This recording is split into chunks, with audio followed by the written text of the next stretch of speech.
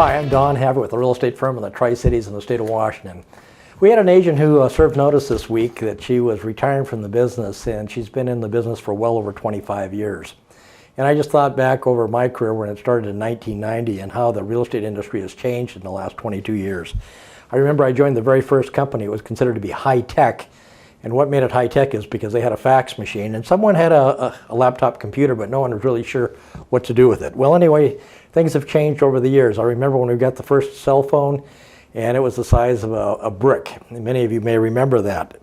And then we went to the websites. I had the very first website on the Tri-Cities, and it was kind of a smiling face with no real information. So websites over the years, of course, have evolved and are far much more information-oriented.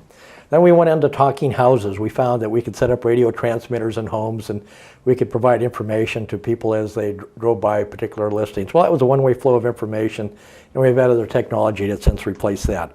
Then we went on to visual tours. I think I was the very first one in the Tri-Cities to have an electronic camera that actually allowed us to do digital photos and eventually do visual tours within the Tri-Cities itself.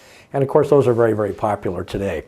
And then the MLS Book. We had the source of information, and we held that MLS Book because we had the golden treasure for all of the listings out there. Well, eventually the MLS Book went away and it was replaced by online information. And as the information became online, it became widely dispensed throughout the public. And we had what was known as the MLS Online version. And then contracts. As I look at contracts over the years, we've had several litigations, and what's happened is every time we've had some kind of litigation, another paragraph, another page has been added to our contracts. And so our contracts have become far more extensive, especially with the disclosures. Many home sellers that are selling by owner don't realize that they are in fact breaking the law many times by not using the appropriate disclosures. And of course, our showing procedures have changed. The way it works now is that people call us and say, we want to look at house A, B, C, D, and E. And before, we used to make recommendations to them on what houses we would show. So the general public has far more information today than they had 22 years ago.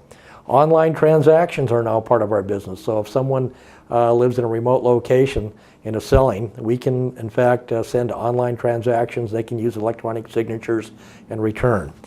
So overall, I would say that the consumer is being much better served by virtue of all this technology. But as the agent left the business, she said, you know, Don, one of the things I really miss is that as the technology keeps increasing, I think that we're losing contact, personal contact with our clients, and that makes me a little bit sad. Well, I think we need to reach a happy medium between the two. We need to keep in contact with you on a personal basis, but at the same time provide the technology that makes the job of selling and buying homes far more easy. Well, in any event, that's my update for today, and I hope you appreciated my quick overview of what's happened in the real estate industry in the last 22 years. Thanks.